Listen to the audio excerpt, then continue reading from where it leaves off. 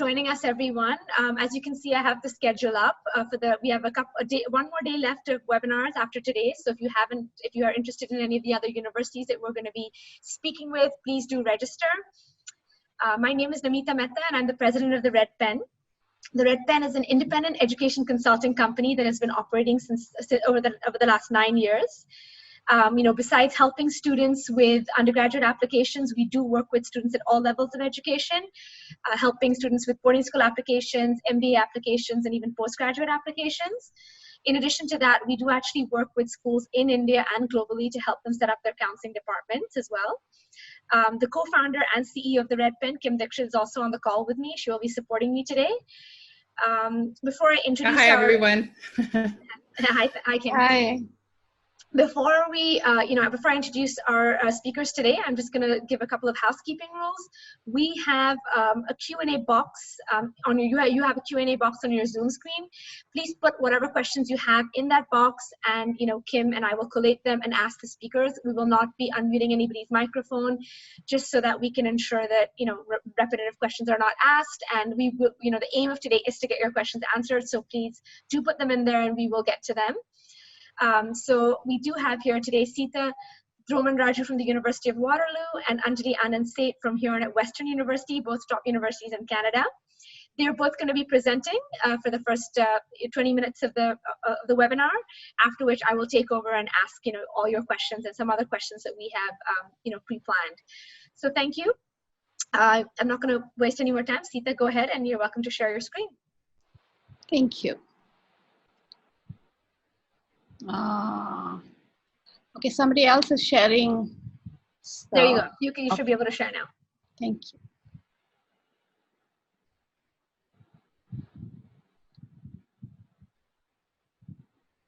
Just give me a second. I'm a little bit technologically challenged.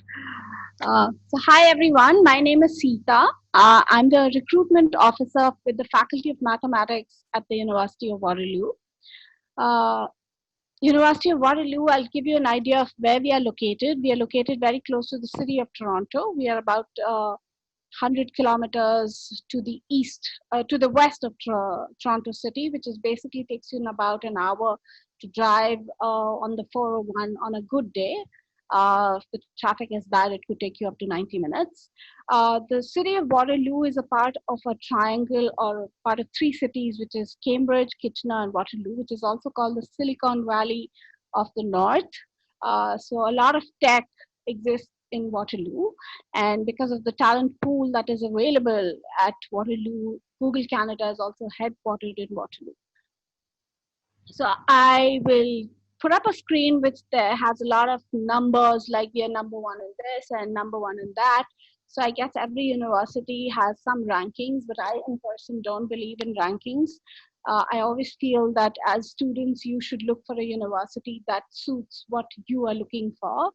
But a little bit about University of Waterloo is, for the last 27 years, we've been ranked the most innovative university in Canada, and there are a couple of reasons for this, and I will go through it in my subsequent slides. We are very, very well known, or very popular, mostly for our computer science and engineering programs, but we do have a lot other faculties as well. So I will just go through each faculty one at a time and try to give you a snapshot. I can't go into too much details, but you can write to me and ask me about other faculties, even if I don't have the answers directly, because I am from math, but I'll still get you answers from all the other faculties. So we have 6 faculties, or 6 basic home bases from where you pick and choose your program. The Faculty of Environment, Science, Applied Health Sciences, Arts, Engineering, and Math, which is my faculty. So the first faculty I mentioned here is Applied Health Sciences, which basically has courses that are kind of like a pre-med. So if you take on courses like public health or health studies, you can prepare for the MCAT and write the MCAT in case you're planning medicine. You have to remember health studies, kinesiology, and public health. These are the 3 programs in this faculty which require mathematics. The rest of them you can apply without math. The next faculty is the Faculty of Art. We have almost 30 majors you can pick from this faculty. The most popular program in this faculty is Honors Arts and Business, because basically it gives you the flexibility to pick programs and combine it with courses in business. So generally students can do things like economics and business or political science and business. They can also pick two majors along with business. So you can do political science, legal studies, and business. So you take up some business courses along with some programs from the arts faculty. And none of these majors require mathematics. So it's very popular among students in India who, like me, don't like mathematics a lot. The next faculty is the Faculty of Engineering. We have 15 different majors in this faculty.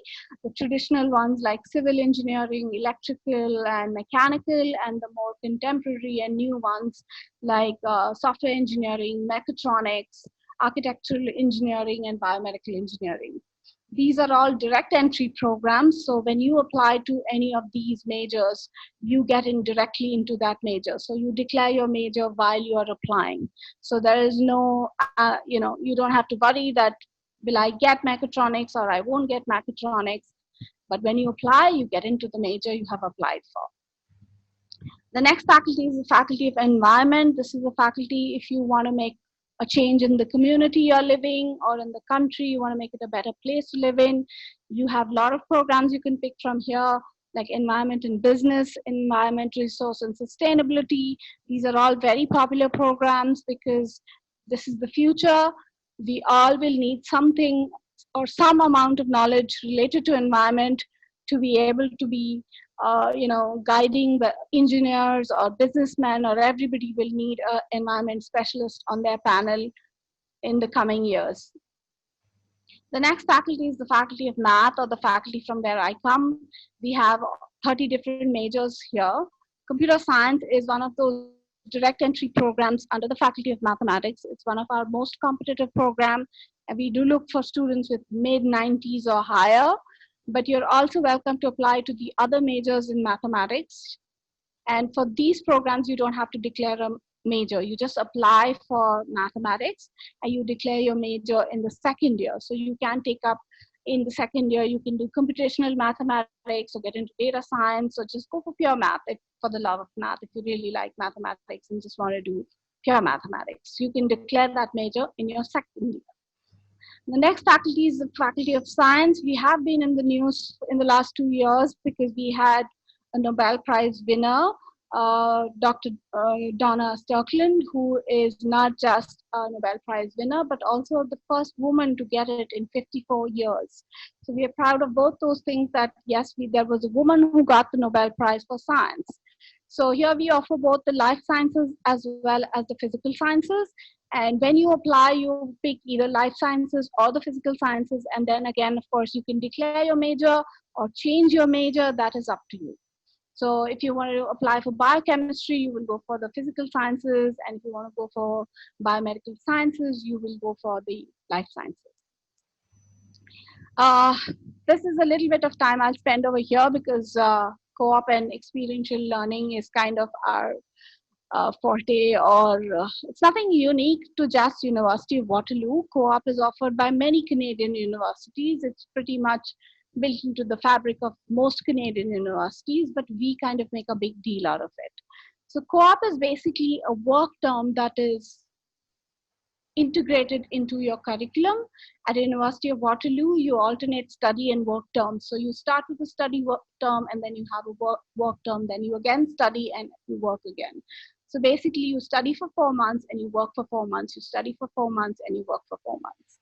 So because it's a part of your curriculum, we do and make all possible arrangements to make sure you find that job. So there is no question of you not finding a job, because we will provide you with all the tools and the hand-holding to find these jobs. You will have to make all the efforts yourself, because the idea is to teach you how to fish and not hand that fish over to you.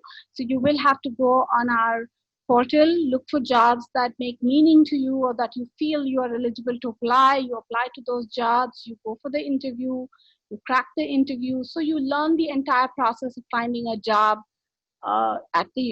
for your co-op terms. So it's the first term is generally very hard because you are a 17-year-old kid with maybe a blank resume, but by the second and third work term, you get very good at it. So that's why 95% of our graduates find employment as soon as they graduate, like within 3 months. So here's a little bit about the co-op. Since these are all paid work terms, you can expect to earn anywhere between $40,000 to $90,000 over your 6 work terms. We have already partnered with 7,000 plus employees who all are ready and are offering co-op jobs. So it is competitive, but you will have a chance and you will have, you can apply for the best jobs available. Google offers 500 jobs every year. So you don't have to worry. If you apply for a co-op program, you will find a co-op job. This is also an opportunity for you to test drive your career where you can, all 6 work terms, you don't have to work for the same company. You can pick up different industries, different companies. So you kind of test drive your career to see where you are really happy working. You also get an opportunity to network with companies and other employers and employees. So all this builds your resume. So when you finally graduate, getting your dream job is kind of a cakewalk. This is an idea about the first year tuition fee. They range from 34 to 54,000. That is because depending on the program you apply for, more affordable programs are under the Faculty of Art, and the expensive ones are the Faculty of Engineering and Computer Science. Just given a broad spectrum of how much you should budget for in a year. Again, that will also depend on the program you're applying for. Now, before I sign off, I just want to talk a little bit about our admission requirements. Since most of our programs are very competitive, we are looking at students who have like a 90% or higher.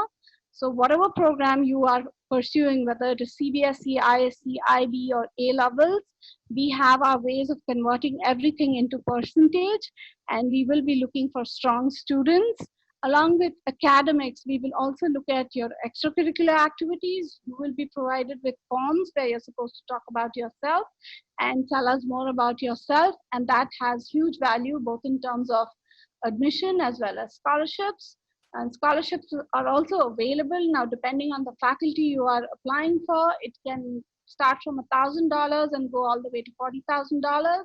So once you decide on which faculty to apply to, you can always write to me.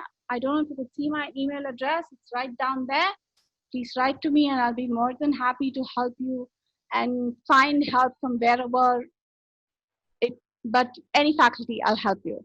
So I'm going to now stop sharing my screen so that Anjali can take over, and then I'll be here for the Q&A at the end of the Anjali's Thank you, session. Seetha. Your email address will be at the end of our presentation as well, so that students can note that down. Okay, thank you so much. Anjali, you can go ahead and share.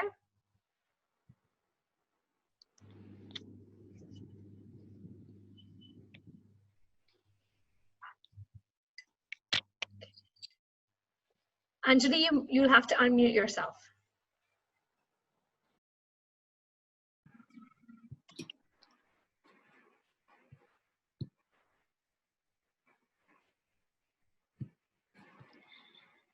Okay. Hi, everybody. My name is Anjali Anand Seth, and I'm the International Recruitment Specialist of Huron at Western University. Just a bit of background on Huron. Huron is the founding institution of Western University. We were established in 1863, and it is one of Canada's oldest universities. Huron educates its students, as you can see, leaders with heart written here. So it educates its students to be leaders with heart, which really means that our highly personalized education model attracts students from every corner of the world, and with this belief that you can and will make a difference in society. So our vision of ethical leadership underlines primarily all Huron programs. Just a bit about Canada. I just want to say why Canada. You obviously, if you're looking for education abroad, you will be looking at different countries, but why should you choose Canada? A couple of points that I mentioned on the slide here. We are ranked the #1 in quality of life, of course, diversity, multiculturalism. My own example, I'm an Indian, but every time that I go back to Canada, nobody asks me whether I'm an Indian or a Canadian. I'm accepted to be an Indian. Work opportunities, of course, out of all the countries in the world today, Canada is giving the longest duration of work permit after you complete your education of 4 years. You're getting full 3 years of work permit. No strings attached to that. And of course, a fun fact that we are the most educated country in the world. I wanted to show a video. Let's see if we can do that at the end, but just a sense of where we are. So we are in a city called London. Yes, there's a second London in the world, which is about 1.5-hour driving distance from Toronto, or a 19-minute flight from Toronto. So when you book your flight to London, make sure you book for London, Canada, and not London, UK. As you can see from the map of Western University, we are right in the heart of Western University.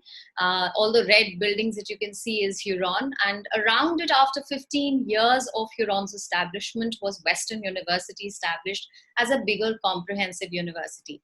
However, as a Huron student, you are still a Western University student. Your iCard will say Western, and your degree will also say Western. So as Huron students, you're really getting the best of both worlds, like full access to all the amenities of a large research university, with of course a distinct Huron advantage, including great learning experience. What are these advantages? First and foremost, I'll go back to that slide later, is that we admit only 1,100 to 1,200 full-time students from across the globe. So we've intentionally maintained our class sizes small. We want a better ratio of student and faculty, and at Huron, we maintain it at 13:1. 30% of our students are international students coming from over 35 different countries, and all our classes are taught by professors who hold a PhD degrees or are MBAs, and thus experts in their field, and provide one-to-one mentoring. Why is that important? So because we've eliminated the master's and PhD degree programs, it's the PhD professor who's actually coming to your class and teaching you. Most importantly, research shows that big university halls with 200 to 1,000 students in one class, that is what it is. The numbers are about 200 to 1,000 students in bigger comprehensive universities, are really ineffective for learning. And research shows that more one-to-one mentoring always helps in trying to improve your learning. So we offer small class sizes in a very elite but very accessible undergraduate education. For us, learning goes beyond just what you learn in the class. It goes beyond textbooks. So Huron is committed to experiential learning and provide countless opportunities and one-to-one advising for every student to connect with practical, authentic experience outside of the classroom. The opportunities could be community-based learning, course learning, research, paid internships, travel, study, and more. Just to give you an example, supposing you're a student of political science, you probably taken a course in genocide. So at the end of the semester, you will be traveling to Africa, Rwanda, to interview not just the perpetrators and victims of the crime, but also you will be working closely with government officials, international organizations, etc. I'll just go back to the slide of where the courses that we offer. So Huron is primarily a business and a liberal arts focused degree offering institution. Our top programs are business, which we call management and organizational studies. The reason we call that is because the scope of the program is broader than just a BBA or an BCom program. Economics is one of the other programs which are very popular with students in psychology. Governance, leaderships, and ethics. It's one of those unique programs that we offer, and it's a capstone program. For those students who are interested in pursuing law after their undergrad, why after their undergrad? Because law and medicine as a second degree in Canada could actually pick up the pre-law preparation program. Pre-law preparation program is a certain set of courses that are put together by one of our very renowned professors, Professor Richard McLaren, Bit of background about the professor. He is an expert in sports law, and those who are interested in sports must have heard of the Rio Olympics, where Russia was banned from entering because of the Russian doping case. And he is the professor who sat over the commission. If you're interested, you could actually catch him on the Netflix documentary Caris, which for all those Netflix buffs. Also, that even though we are focused primarily on business and liberal arts, these courses can be taken in combination with the natural sciences or any other science program that you might be interested in. Now, how does that work? So Huron students can pick up to 40% of their courses from main campus of Western, which offers science programs. So if you're interested in economics, but you want to combine it with computer science, you can do that and make your degree interdisciplinary. It could be in a major-minor combination. It could be as a double major, or even as a dual degree. Same with psychology. You could pick up courses in biology and, again, major-minor combination, and could actually earn, instead of a BA psychology, could earn a BSc psychology degree. The core courses of psychology really do not change. What changes your degree from BA to BSc is what courses you take around it. Psychology, I need to bring it to your attention, that is one of a very popular program at Huron, primarily because unlike many universities in Canada, it is one of the programs where we offer research opportunities to students from first year itself. So if you are part of the research project and research CURL project, the Center for Undergraduate Research Learning, chances are that you would probably publish 6 research papers before you graduate with your undergrad degree.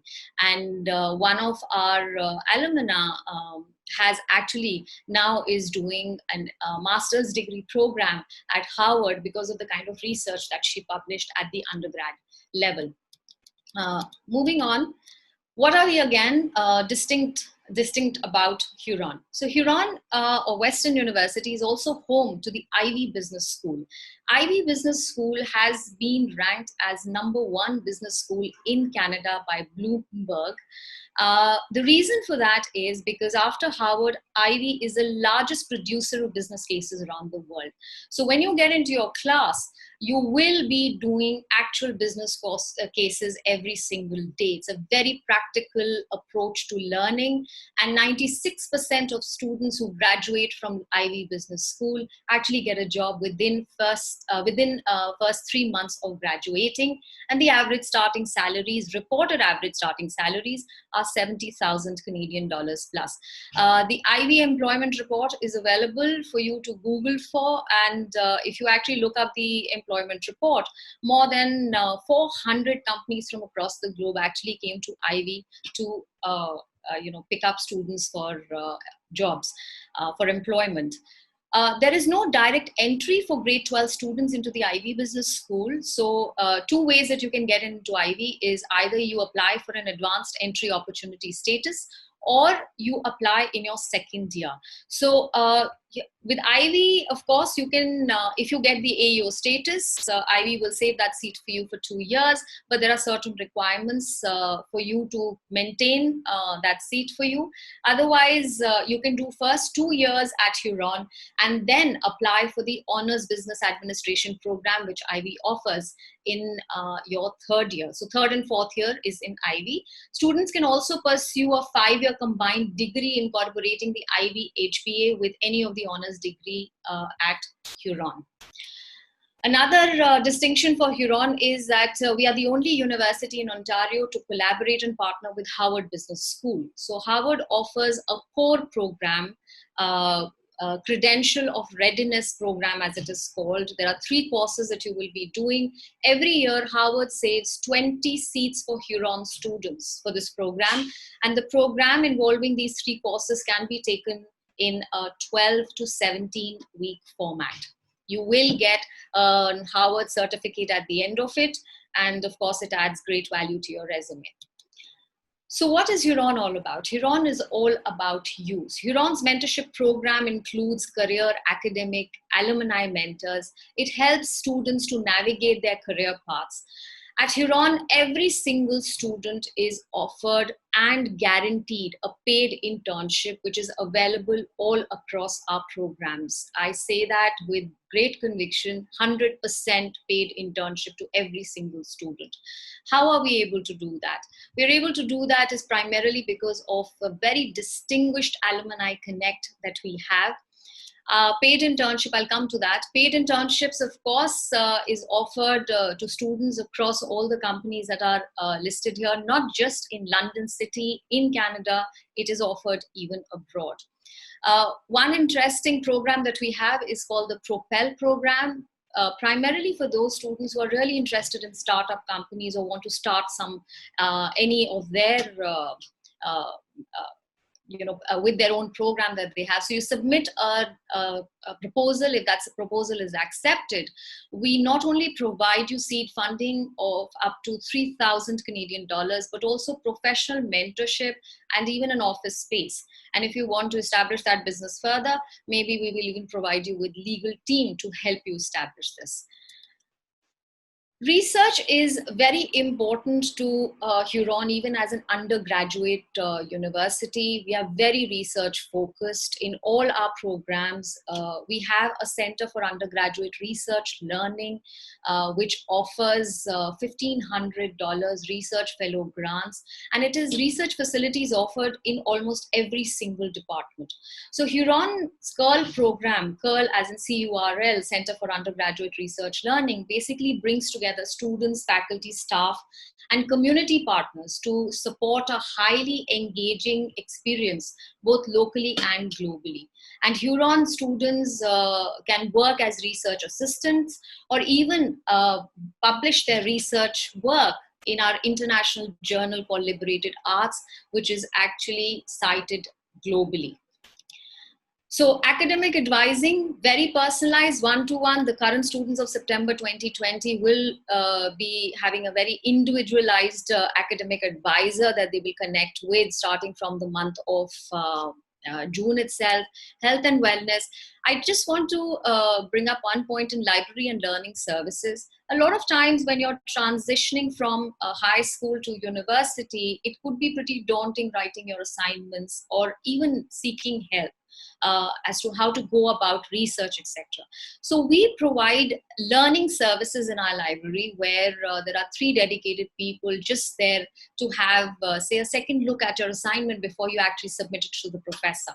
All that service is provided free of cost to students at Huron.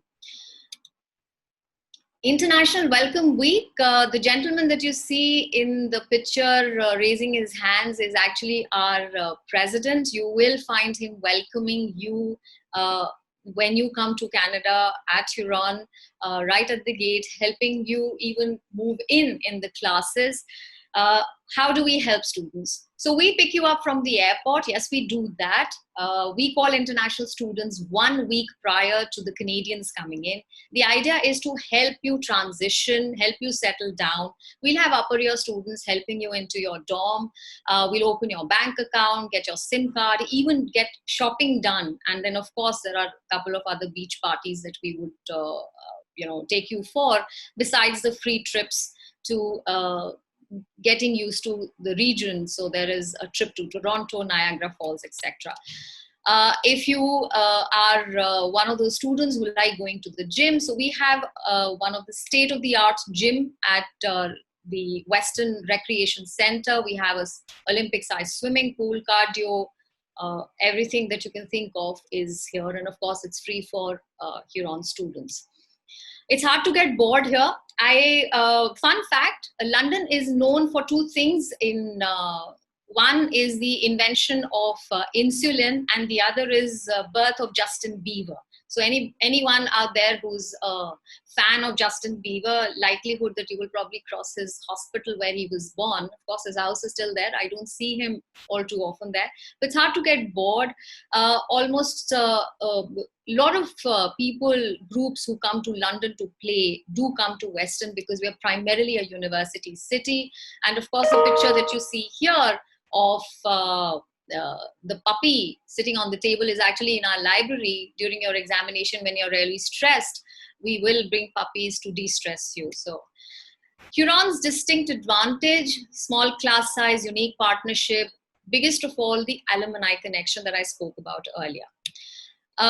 The idea is so that your CV actually stands out when you're going to go get a job. Everybody is going to get a good education. Canada has excellent education system. All universities are very good.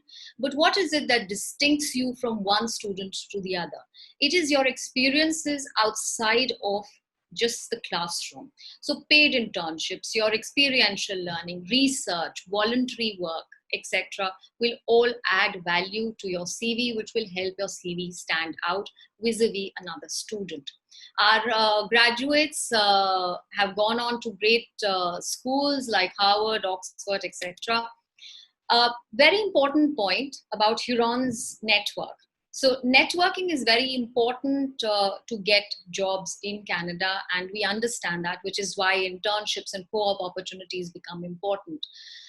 Huron alumni is pretty distinguished. 2 out of 3 Huron alumni have reached the highest level of their organization or business. Again, a fact, 85% of the Fortune 500 Canadian institutions, 85% of those organizations had a Huron alumna sitting in leadership position. The top 5 law companies of Canada, all of them have Huron graduates sitting in as a partner or even as a higher management. 65% of our alumni have been sitting in leadership positions. I'll just give you a sense of where all they are. So the Twitter Canada managing director is Huron alumni. So it's a myth to believe that students coming from a liberal arts education will find it difficult to get jobs.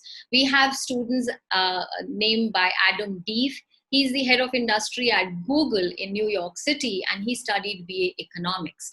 So we have people in government, in technical field, international organizations, etc. Now, what does it take to get in? Important factor. We're looking at students who are coming from an IB or an international curriculum, a Cambridge curriculum. We are looking at, of course, 6 subjects. 3 of them must be at higher level. All students getting a 5 or above score in their HL courses will be given credit. Cambridge students, again, 3 distinct A levels or 4 distinct AS levels, and grades generally need to be A or B. Those following the national curriculum, Cvsd or ISC, while our minimum average is an 80% that we're looking at, English and 4 other subjects, our 2019 average has been 89% for CBSE students and 35 plus for IB students. Math is not a prerequisite for any of the programs, including business and economics or psychology, but we do require to see your grade 10 math marks. The idea is to understand your level of mathematics understanding and then put you in a class which will help build your profile to taking a higher level math of university. So, but it is not an admission requirement. We just require your grade 10 and grade 12 predicted scores for your application. We do not require SATs for, again, admission. So tuition fee and residence meals, it is between 31 to 38,000 Canadian dollars, depending on the program that you are taking admission in. Residence and meal plans, of course, is another 12 to 13,000 dollars added to that. We offer automatic scholarships, which means you don't have to apply when you're putting in your application, just the basic documentation is required. And scholarships that are offered to students ranges between 1,000 Canadian dollars can go up to 15,000 Canadian dollars per year. So a total value of 60,000 Canadian dollars over 4 years. Added to that, of course, will be a Commonwealth scholarship of 5,000 Canadian dollars. One of our most prestigious scholarship is the International Presidential Scholarship. The total value of that scholarship is 100,000 Canadian dollars. We give only 10 of those globally, and I'm very proud to say that 3 students from India received it this year. So about $25,000 per year, and that is, of course, renewable too. I just want to leave with this thought. A lot of people have wondered as to what value does a liberal arts education add to my profile? Will I get a job or not? In this present scenario of artificial intelligence and everybody worrying about whether their jobs are safe or not, Royal Bank of Canada actually did a very intensive report and called Humans Wanted. It is available on Google. You can read that report if you have the time. And they did an assessment of close to about 20,000 skills across a lot of job openings, over 2.4 million job openings. And they came to the conclusion that while the hard skills, the technical skills that you need will always be there, but what will help you succeed is the skills that a liberal arts education offers you. This includes, of course, social intelligence, which means you should need to have empathy. You need to have perceptiveness. Critical thinking skills become very important. And these skills have now become essential skills. Cultural awareness, adaptability to change will all help you succeed.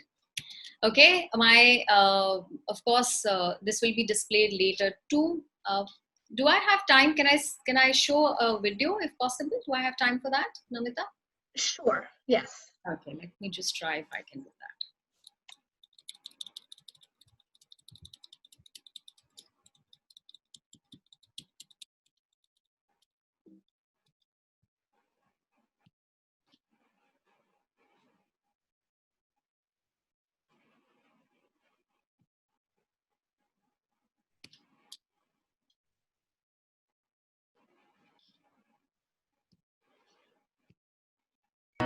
Hi, I'm Serena, your tour guide. It's great to meet you. So you've heard about Huron and want to learn more? Let's take a look around, because you've definitely never seen it like this. Welcome to Huron. Let's get you all moved into residence. Don't worry about lifting those boxes, we've got you covered. You have a team of upper year students called SOFs who volunteer as orientation leaders to get you all settled into residence. And if you flew here from outside of Canada, you didn't worry about getting to campus either, because we picked you up from the airport. Yeah, you get that here. Nice, you got a single room. Most rooms at Huron are like this, and we have some of the biggest residence rooms in Canada. But don't kick your feet up just yet, because it's time for orientation week. Western has the #1 biggest orientation week in the country.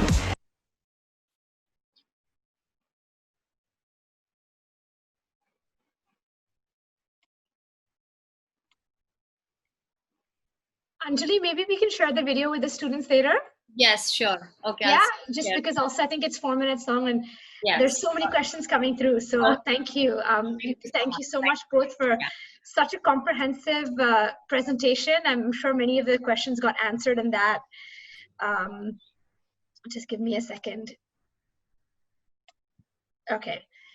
So yeah, again, the great presentation, Seetha and Anjali. We really were able to learn so much about your universities, and I learned so much about Huron. I had no idea about the kind of alumni that are part of your institution and all the programs that you offer. It's really interesting, and I was particularly interested that you don't require math. I think that's going to be very appealing to several students. But let's get cracking with the questions. I mean, actually, I'm going to ask this one question to Seetha, because I think 3 students have already asked about it, and then we can move into the next question. But so students are asking about given the current situation, the Euclid and the CEMC math tests for scholarship requirements. What is the situation, and given that they can't take the tests right now, how do you go about that? So the first exam for the scholarship is in November. So let's keep our fingers crossed that by November things at least change, like schools are functional, because these exams are held in your school. So if schools start operating, then the contests will be done. And the next exam is in April 2021. So I don't think there'll be a problem conducting these exams. We'll try our best. But if situation doesn't improve by September, then we'll surely find alternate ways of maybe doing an online test or something like that. But for now, it will go as per schedule, full solution, pen and paper test that will happen in your school. Okay, thank you so much, Seetha. I think three attendees had that question, so I'm glad you answered that. So, given the current situation, it's not, students have been a little anxious. It's, exams have been canceled, and I'm talking about, so prospective students that are applying for fall 2021. Is there any aspect of the application that you're going to focus on more or differently, just given the current situation? If you could speak about that, maybe Anjali, you can go first. So while we generally wouldn't be decreasing any admission requirements that we have, but we are flexible in terms of what documentation they need to submit, because we understand schools are closed right now. So even for the 2020 students, we understood like Cvsd cancelled exams. What are they going to do because they do not have their results? So we're not going to penalize students for circumstances which are beyond their control, whether it is school closure or examination. We've accepted alternative assessments, any internal marks that they can submit if they cannot submit predictive scores. We've even gone on to the extent of accepting the English language proficiency test of the Duolingo proficiency test, because Ielts and Toefl could not be held. Although we do not require it for admission if a student has an 80% average or above in the English language. We've allowed students to have extensions on their deadlines. And we've also continued to award credits, and of course give scholarships related to the economic situation of COVID. So we've gone traveled that distance to help students and families as much as we could. We've done that, but no basic change in evaluation process. Okay, thank you so much. And what about at Waterloo, Seetha? Yeah, the same thing applies, because we don't look for SAT or ACT or any of those exams. So you still have to focus on how you've been doing. We will see your 10th grade and then see how you have gradually progressed. Apart from that, of course, we give a lot of weightage to extracurricular activities.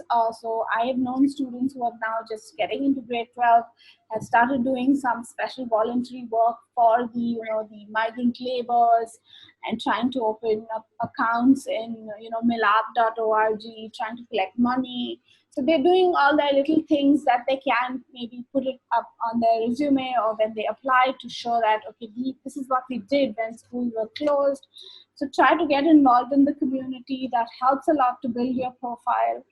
So number one, of course, grades are very, very important. Hopefully this thing passes, and by the time you're applying, you have good predicted grades, because that's what is the game changer.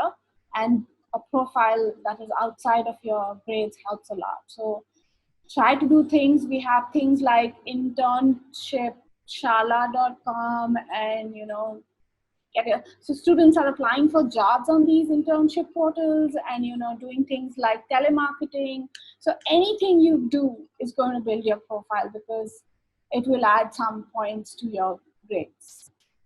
Okay, thank you. And the applications open for you guys when, Seetha? Around the end of September. I think you have to just check OUAC. If that is open, then we are ready to set up. Okay. OUAC opens on 1st of October. So okay. For all the Ontario universities, of course, OUAC. 1st of October. Okay, so it's still a while before they can start the actual application. Yeah. Okay, so there's so many questions coming through about IELTS and subject selection. So I'm just going to go through that. So yeah, I mean, I think if both of you can answer, Anjali, you mentioned that you don't require the English language proficiency test if you have over 80% in your in school, right? But what about for IB students and A-level students, and Seetha as well? Do you require students to take the IELTS or the Toefl if they're in the international curricula or even in the Indian curricula? So we don't require the English language requirement from anybody unless you are from our local vernacular board, like a state board. Cvsd, Okay. ISC, IB, and A-level, we don't need any English requirement at all. In fact, we encourage them not to send it, because we don't want something in there where maybe one band doesn't meet your requirement and you're suddenly at a disadvantage. But still, I would say that if you are planning Canada as your destination, then the Canadian High Commission stresses a lot on IELTS. So it will be a good idea because we don't know how situations can change. So the moment that opening is available, try to register and write the exam because it will help you with your visa as well. You don't have to send it to us, but it will always be a good idea to write the Ielts. Yeah. Okay. And what about Huron, Anjali? So again, international curriculum students really never required to submit an English language proficiency score. It was primarily for students either who got lesser than 80% in a Cvsd board or who were coming from a state board. But like Seetha said, it is now a requirement. More than universities, it is the visa requirement. So the SDS process, the direct online process, asks for Ielts. If you've taken Toefl, then I think at present you cannot do an SDS application. You'll have to do a paper application, a non-SDS application. So it's a good idea to do the exam and just keep it because it's valid for 2 years because the visa, immigration office is asking for it. Okay. Yeah. Thank you. So Seetha, there's obviously a question about, computer science at Waterloo.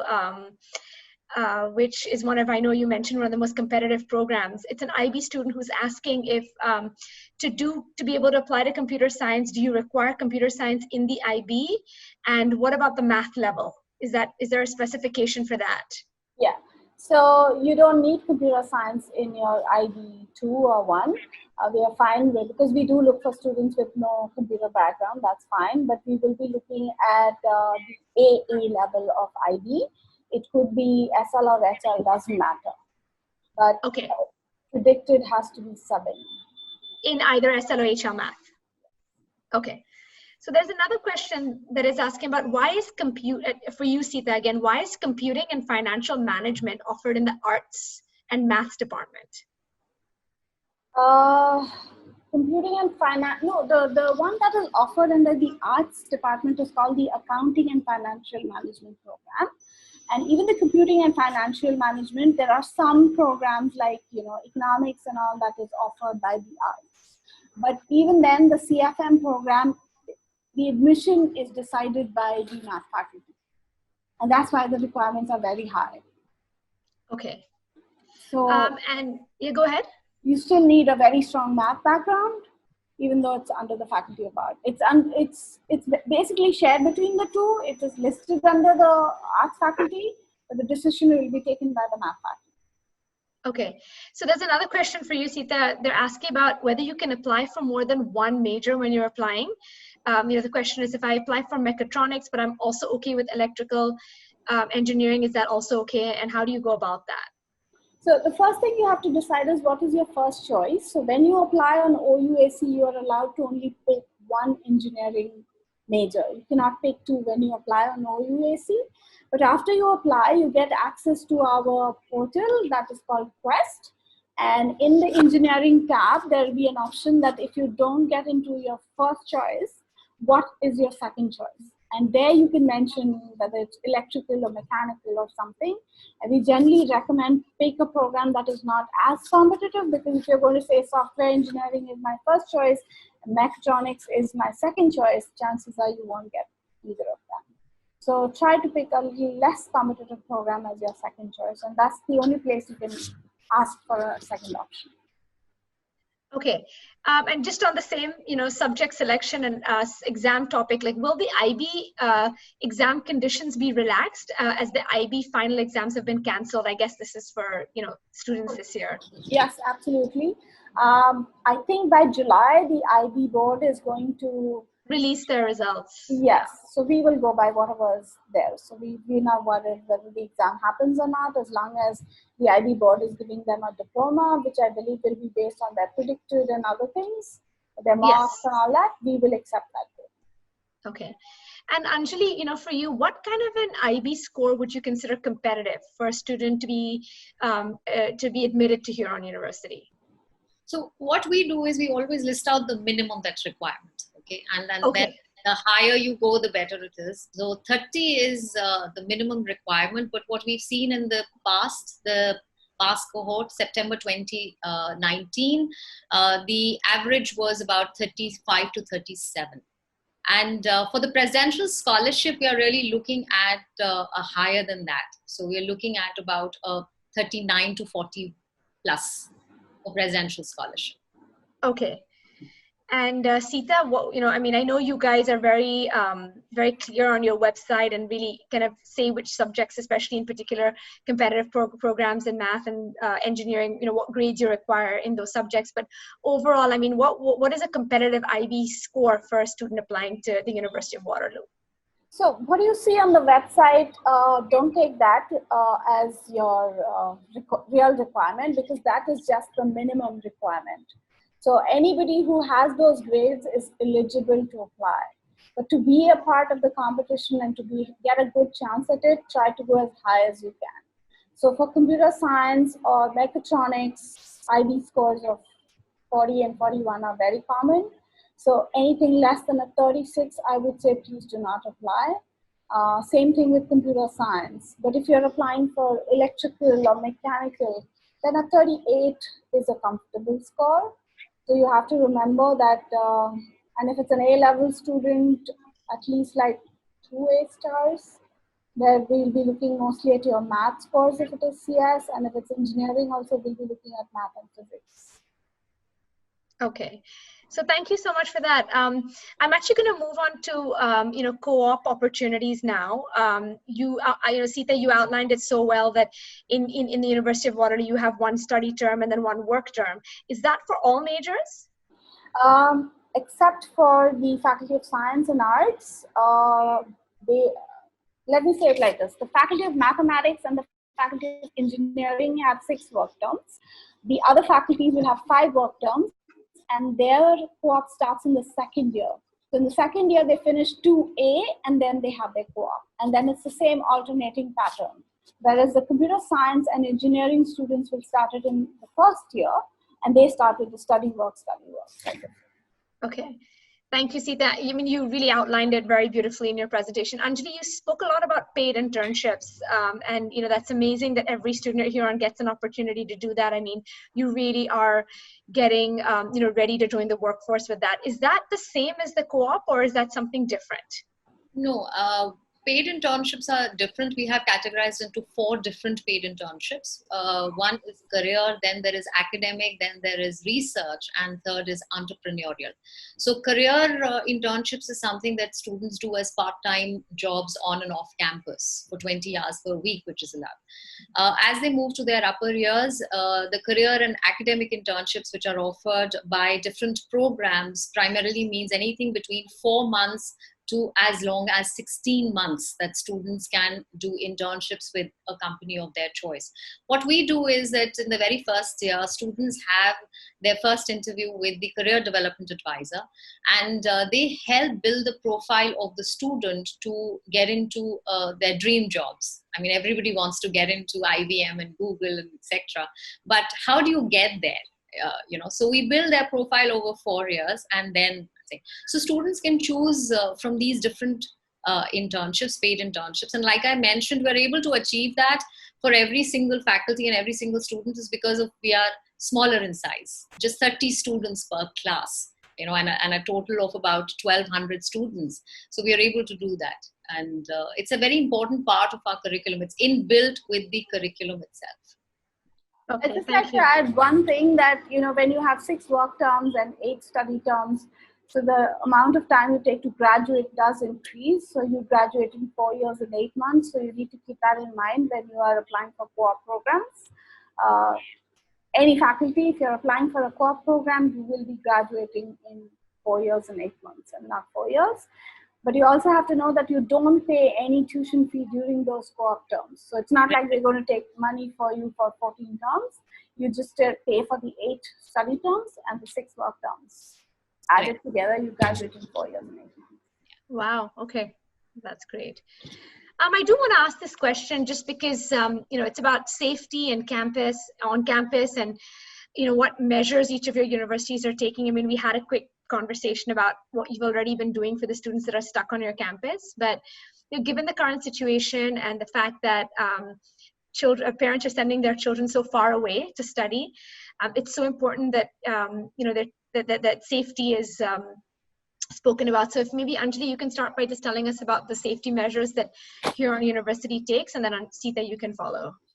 So these were very trying times, the new normal that everybody was trying to get adjusted to. But I think right from the time the university closed, we've been very transparent with students and parents. Huron's president, Dr. Barry Craig, actually had an interactive webinar session to highlight the safety that is being provided to all our students, and that it was paramount. And we worked very closely with the government on safety measures.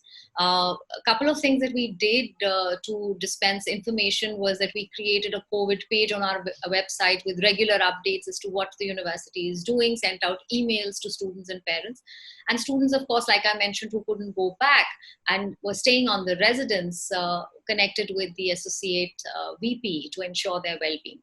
I'd just like to reiterate here that, Huron is at present, even for September 2020, we are thinking of moving towards in-person classes, and we're already planning for every contingency, even for our future students. It is a boon for us that, unlike bigger comprehensive universities, because of our smaller class sizes, we will be able to achieve social distancing.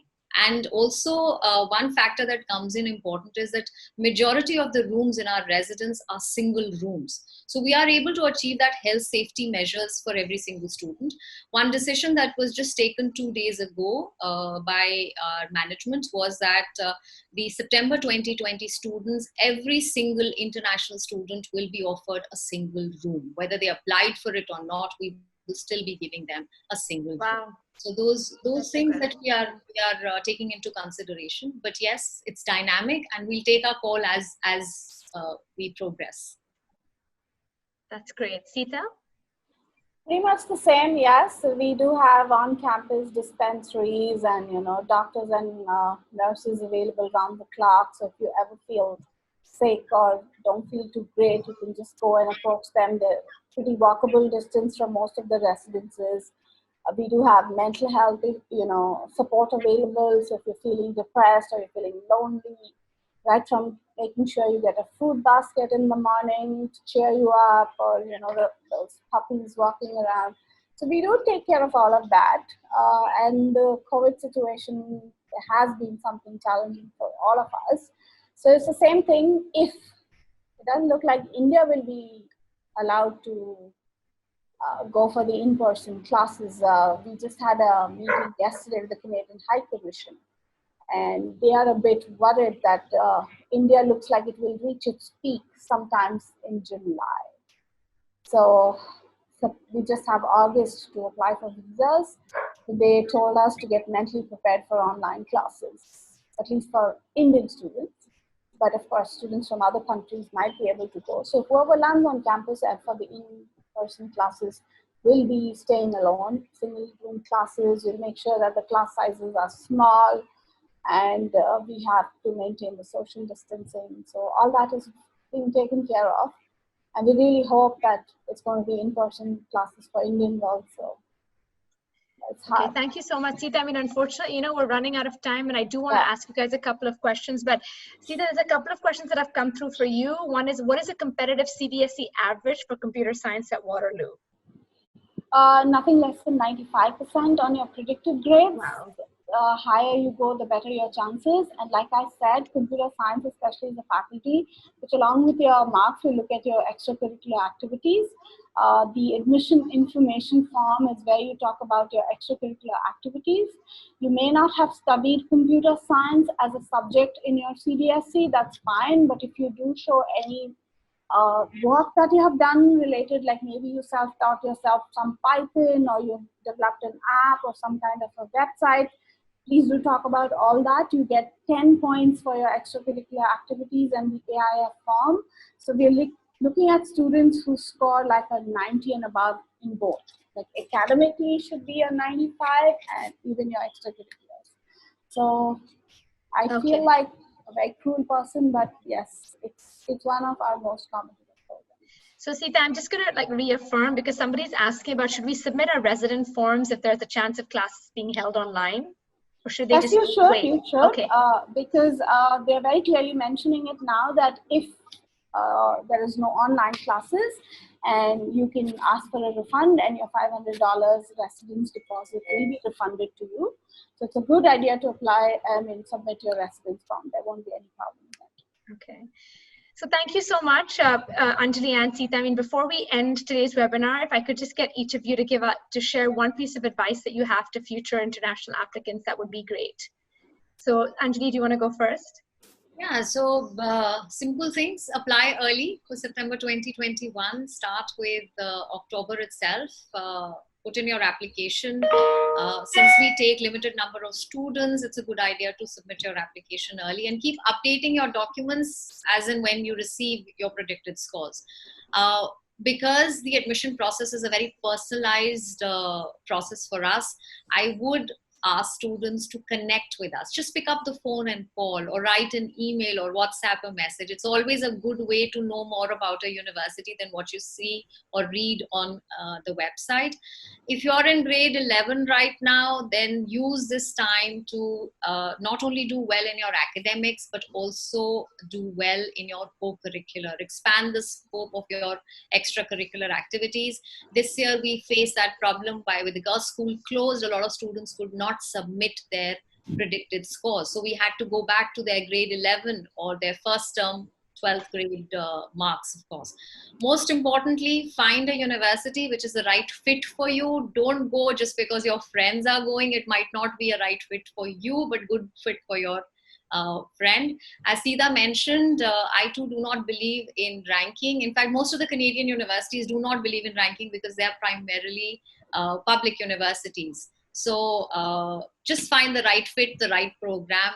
I think you'll do well. Thank you. Thank you so much, Anjali and Seetha. It's like they say, the preparation matters a lot. So you have time with you. Unfortunately, schools are closed, but do things that will build your profile.